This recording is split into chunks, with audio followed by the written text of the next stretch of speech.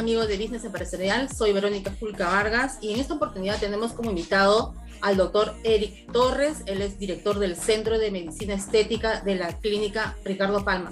Bienvenido, doctor Eric, a nuestro espacio de Business Empresarial. Hola, muchísimas gracias por la invitación.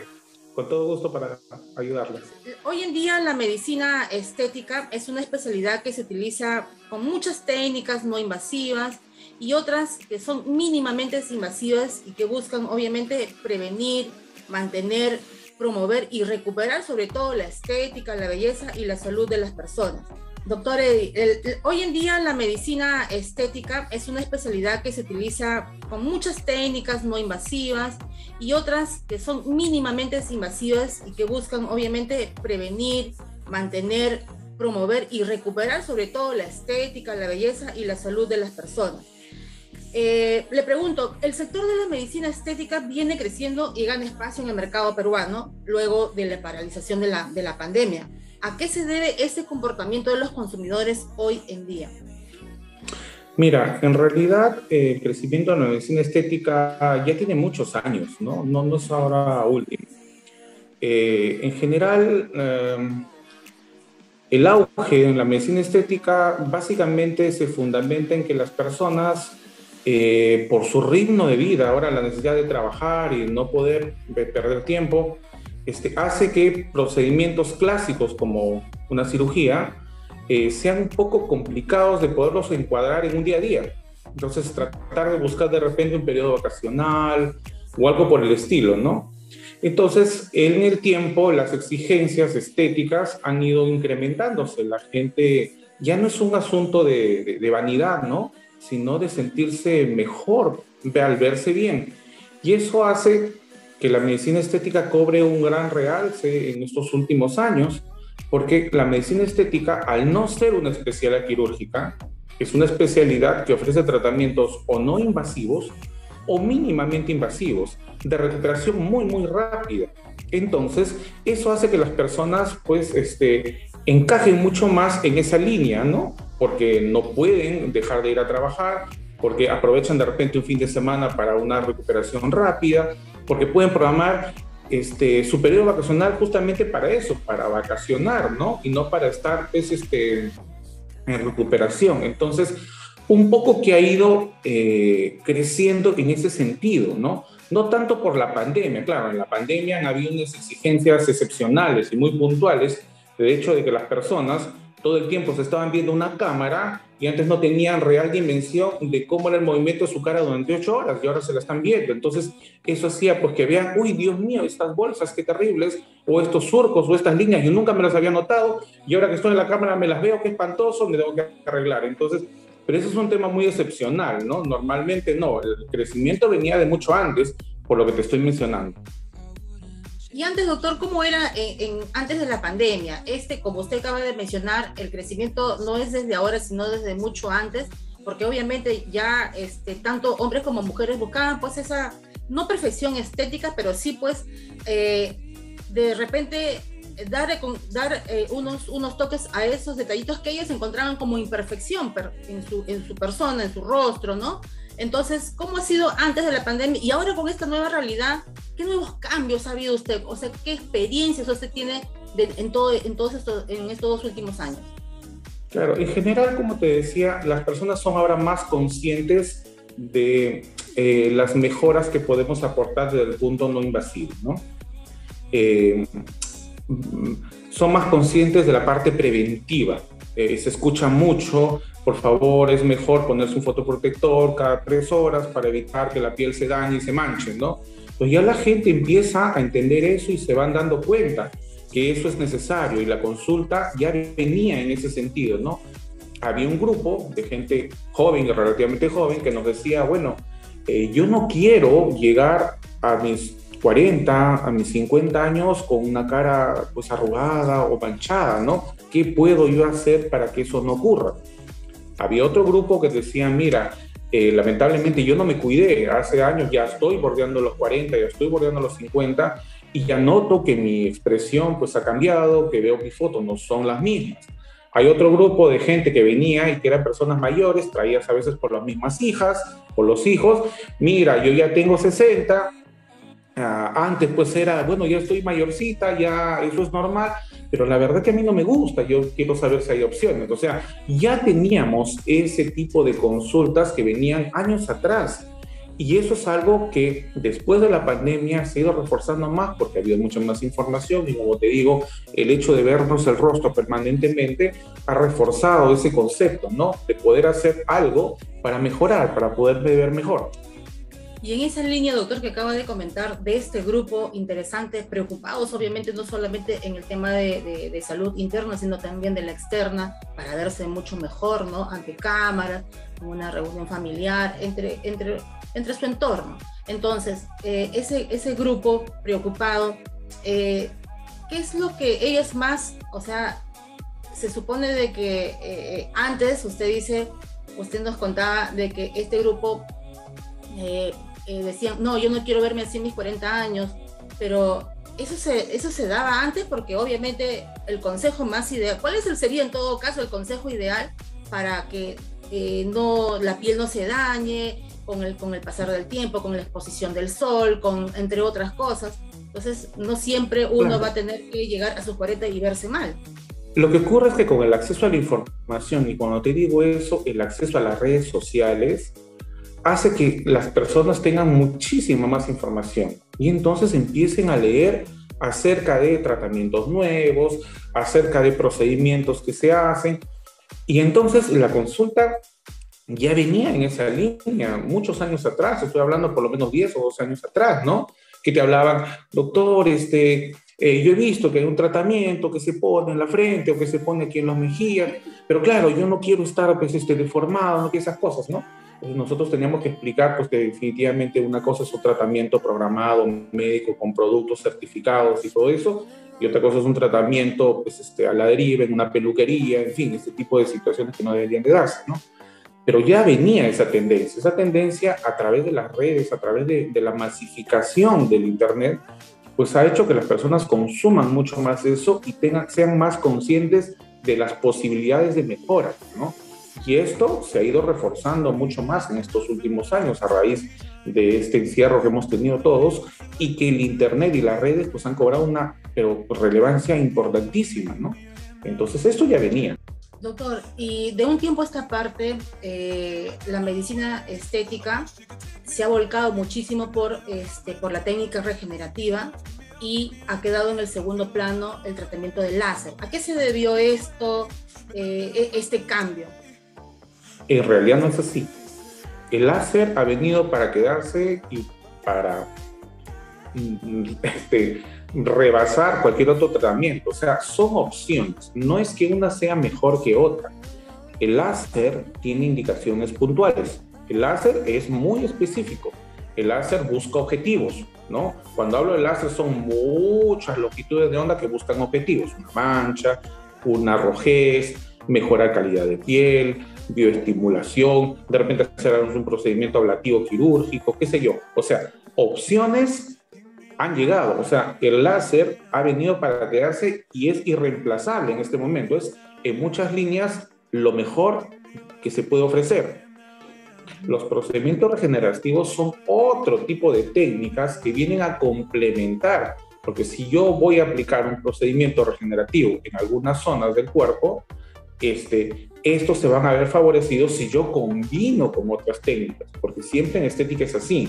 La combinación de diferentes técnicas mejora las posibilidades de verse mucho mejor. En ese grupo también, doctor, de acuerdo a su experiencia, hoy en día también los hombres están preocupados también por verse mucho mejor. El mercado ha crecido en todos los géneros, en todos, y cuando te digo en todos es en todos, no solamente en hombres y mujeres, en todos los géneros. Entonces, cada línea tiene unas necesidades. Y si bien es cierto que actualmente los varones solemos usar procedimientos estéticos, pero ahora mucho más, no significa que en otras líneas no haya. En todas han crecido. Inclusive, por ejemplo, comercialmente, una empresa, no vamos a mencionar el nombre, ha sacado una técnica que se llama Baby Botox, por ejemplo, ¿no? El Baby Botox está enfocado ¿a qué? A que personas muy jóvenes, 18, 19, 20 años, que no tienen problemas de arrugas, pues se apliquen esa técnica, ¿no? no necesitando, o sea, enfocado a la parte preventiva. O sea, es una técnica que ha tenido que evolucionar. Antes era impensable que una persona de 80 años viniera o de 90 años viniera a hacer tratamientos estéticos. Yo tengo pacientes de 106 años que vienen a hacer tratamientos estéticos. O sea, ha aumentado el rango de edades, ha aumentado la cantidad de personas, independientemente de su género, usuarias de este tipo de procedimientos. Por lo mismo que empezamos diciendo, son procedimientos rápidos, con recuperación rápida, con resultados interesantes y prácticamente no invasivos. Entonces, eso le gusta a la gente. Doctor, yo quiero detenerme en dos puntos muy importantes. Por un lado, el tema de tratamiento de la piel de todas las edades, dependiendo también de cada necesidad, porque cada paciente es una necesidad totalmente distinta y una técnica también que es recomendable por parte de ustedes. Pero también hay otro tema importante que lo he venido compartiendo con otros especialistas, y es acerca de la caída de cabello. Y esto se ha profundizado más, no solamente por un tema de estrés o por un tema genético. Eso también tendría que evaluarse con ese grupo de pacientes en la necesidad de recuperarse, porque he escuchado varios testimonios de personas que han sufrido del COVID y que a partir de esa experiencia terrible han quedado pues con la secuela. ¿Qué nos puede comentar al respecto de esta secuela fuertísima de la caída de cabello, tanto para hombres como para mujeres? Lo que hay que entender y tener claro que en términos generales, cuando enfocamos caída de cabello, lo que tenemos que buscar son dos cosas principalmente. Lesiones puntuales en el cuero cabelludo, inflamación, de repente pediculosis, ¿no? Piojos, una dermatitis seborreica, caspa, en fin, cosas que inflamen localmente y que hagan que el pelo se caiga. Y por otro lado, son factores internos que hacen que mi cabello se caiga. Entonces son dos cosas que tenemos que enfocar siempre. El tema de la pandemia, el tema de estas enfermedades, simplemente ha ido aumentando los factores que se añaden a estas condiciones. Entonces, si yo tuve un proceso de COVID, o yo tuve una neoplasia, o yo tuve una enfermedad crónica de difícil manejo, todas son condiciones que generan estrés oxidativo en nuestro cuerpo y hacen que diferentes mecanismos compensatorios pues aparezcan. Cuando esos mecanismos de regulación no son del todo eficientes, entonces empezamos a tener más problemas. Y es ahí donde el COVID genera este inconveniente, porque estamos hablando de un proceso de estrés severo en nuestro cuerpo, con gran desgaste de proteínas, mucho desgaste de proteínas. Nuestro sistema inmunológico tiene que trabajar para poder combatir algo, y eso necesita energía y proteínas. Y eso hace que disminuya nuestra carga proteica, y eso hace que el cuerpo se estrese. Entonces, es por eso que empezamos a tener problemas en el cabello, en las uñas, en la piel, porque todo depende de proteínas. Y hasta que eso se recupere, hasta que el estrés disminuya, entonces esas manifestaciones otra vez empezarán a irse viendo progresivamente. ¿Qué tratamiento es la adecuada para ese grupo de personas que sufren después del estudio que ustedes realizan? Primero, lo que hay que es buscar la causa. La causa es lo más importante. De manera paralela, pues evidentemente le vamos dando condiciones para que el cuerpo vaya recuperándose. Proceso de antioxidación, vitamina C, ¿no es cierto? Es importante. Mejorar un poco la actividad física, ayudar con una terapia psicológica que es un instrumento vital para todos, aprender a relajarnos, aprender a tomarle gusto nuevamente a las cosas, tener un poco el temor, porque es temor, es pavor, la gente no quiere salir, la gente no quiere estar cerca de otra persona, inclusive todavía hay personas que están pues obsesionadas con el alcohol, ¿no? A todo le ponen alcohol, a todo lo lavan, porque claro, es el temor, eso es algo comprensible, ¿no? Hemos visto fallecer a tantas personas y de hecho creo que a todos nos ha tenido que tocar directa o indirectamente algo así, ¿no?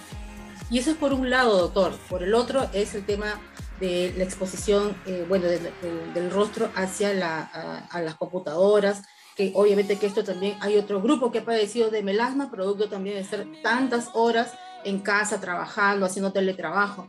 Y eso también se ha incrementado, doctor. Ustedes, por la experiencia de este grupo de personas, ¿también ustedes han visto estos casos? No, digamos que el factor de estar en contacto con la luz ultravioleta, con la luz esta de los focos, con la luz, con las pantallas azules, la luz azul de los celulares o el infrarrojo de las computadoras, no aumenta, digamos, considerablemente las lesiones pigmentarias tipo melasma. El melasma es una entidad, una patología muy compleja que depende de muchos factores, pero básicamente está relacionada a factores emocionales, factores hormonales y el estrés que pueda generarnos la radiación que viene del sol, ¿no? La falta de protección. Una vez que el melasma se activa, ya no va a parar, termina siendo una enfermedad crónica. De esa manera, ese es el enfoque que se le va dando, y también tiene que ser manejado de manera multifactorial, donde la parte dermatológica cubre el rol más importante, ¿no?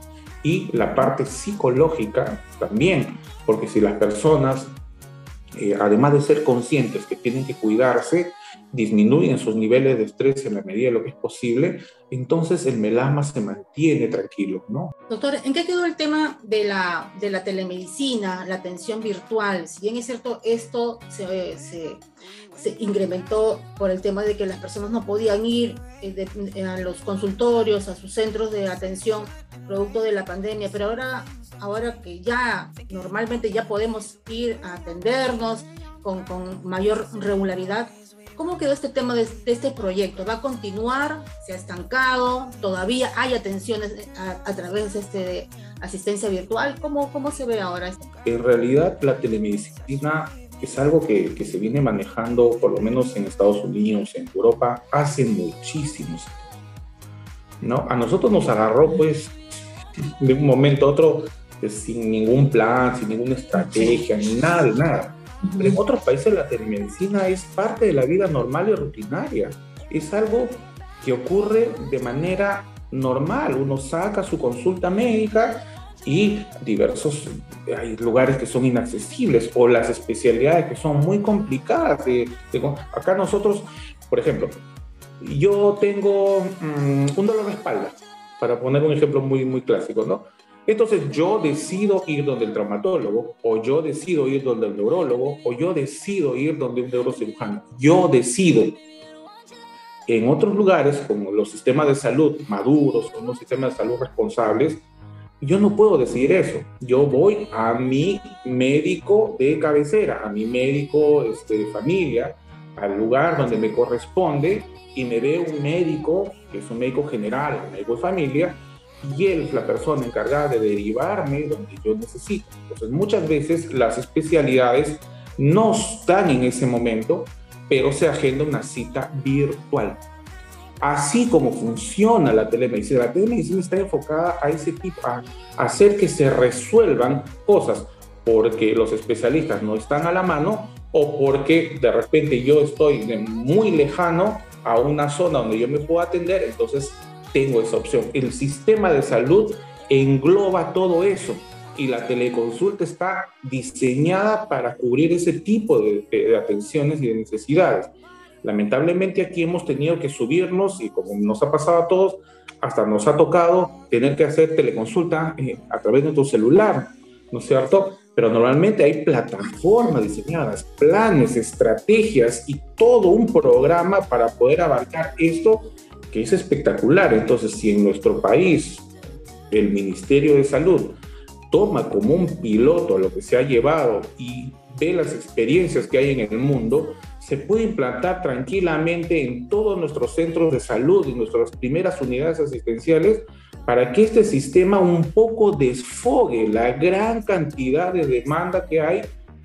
Doctor, ahora regresando un poco a lo que habíamos conversado al inicio, quiero preguntarle acerca de las técnicas que hoy en día se está utilizando para estos temas de tratamiento no invasivo, como el Botox, el plasma rico en plaquetas, que también lo estoy escuchando mucho, el tema del ácido hialurónico. Coméntenos al respecto y cómo esto ha favorecido en cierta manera, porque hace 10 años no lo escuchaba, yo al menos no lo escuchaba, pero ahora últimamente Por ejemplo, yo no es que haya el tratamiento de plasma rico en plaqueta, me lo aplicaron cuando me rompí el menisco. Me dijeron, no te vas a operar, pero hay ese tratamiento. Yo no lo creía, pero no me operé y me hizo muy bien. Entonces, esto también está dirigido tanto para el cuero cabelludo y para el rostro de este doctor. Todos los procedimientos que ahora estamos viendo y cada vez más ya tienen mucho tiempo en el mundo, ¿no? Digamos que el Perú, como una puerta, con la apertura de la educación, con la apertura, ha permitido que muchos especialistas podamos hacer másteres, diplomados, talleres, cursos, vamos a congresos, y eso te permite ampliar las posibilidades de servicios que uno ofrece, ¿no? Más específicos, menos invasivos, de rápida recuperación, técnicas, en fin. Esas experiencias con la globalización hace que yo fácilmente me pueda contratar con un médico en España, en Inglaterra, en Estados Unidos, en Chile, en Ecuador. Empezamos a hablar, como estamos haciendo tú y yo en este momento, experiencias, y entonces eso enriquece mucho. Empezamos a integrar sociedades. En las sociedades se presentan pues cada vez técnicas novedosas, investigaciones, y todo eso hace que la medicina, pues en general, no solamente estoy hablando de estética, sino toda la medicina en general, sea mucho, mucho, mucho más importante, ¿no? ¿Cómo les ha ido a ustedes? ¿Cómo cerraron ustedes el año 2021 y ahora pues se ha visto una mejor movimiento de reactivación económica en nuestro país, a pesar de los problemas políticos y sociales, pero sin embargo todavía, ¿qué perspectivas ustedes tienen? ¿Cómo han empezado el año? ¿Qué es lo que están proyectando hacer a corto y a mediano o largo plazo? Como todas las empresas, con una gran preocupación, ¿no? Con una gran preocupación en cuanto a inversión, en cuanto a retorno en el tiempo, ¿no? Todos estamos con esa incertidumbre, ¿no? La incertidumbre política, económica, mundial, es un poco delicada y hay que evaluarla siempre, ¿no? Pero finalmente, en esta área estética, la tendencia sigue siendo la misma de crecimiento, en el sentido de que hay procedimientos, como vuelvo a reiterarlo, de rápida recuperación y de resultados bastante rápidos en algunos casos, ¿no? Entonces, las personas siguen buscando este tipo de tratamientos. Claro, no tenemos el mismo crecimiento que teníamos antes de la pandemia, eso es algo muy claro, es evidente, pero la línea sigue siendo en ese crecimiento y lo vamos viendo cada vez más en la publicidad. Uno entra a un buscador y rápidamente se da cuenta que cada vez hay más personas buscando opciones de tratamiento específico. O sea, el mercado se mantiene. Si bien es cierto, ha habido una pequeña disminución en cuanto a ese crecimiento, pero la tendencia sigue siendo hacia arriba, ¿no? Gracias, doctor, por su tiempo y también, obviamente, el mensaje que usted ha dado al final, que tener mucho cuidado a todos las personas que desean hacerse este tipo de tratamiento, pues busquen a centros que estén autorizados, certificados, como ha comentado el doctor, para que tengan ustedes inicialmente un buen diagnóstico y después luego un buen tratamiento para felicidad de ambas partes, ¿no? Un gusto, hasta pronto, cuando ustedes quieran, a disposición. Bien, amigos, estuvo con nosotros el doctor Eric Torres, director del Centro de Medicina Estética de la Clínica Ricardo Palma. Y si ustedes desean ver todas las entrevistas, economía, negocios y mucha tecnología, ustedes pueden entrar a www.businessempresarial.com.p. Hasta la próxima.